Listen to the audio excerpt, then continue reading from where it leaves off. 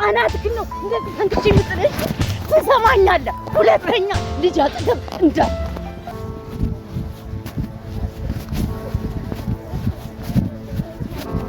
አታ ናሲ ና ምንድነው ችግር? ተነስ ምንድነው? ምን የማሰብ ነው? ምን አይነት ተማሪ ነህ አንተ? ምንድነው ያለ ከኔ ጋር ችግር? ሁለተኛ ነገር ወርድ ከራሴ ትሰማኛለህ? ልጄን ሁለተኛ ትደርስበትና አናትህን ነው እንደዚህ ፈንክቼ የምጥልህ። ትሰማኛለህ? ሁለተኛ ልጅ አጠገብ እንዳል ብትደርስ ግን ወዮልህ፣ እገልሃለሁ። እሺ እገልሃለሁ። እኔ በልጄ ድርድር አላውቅም። ሰምተኛል አይደል?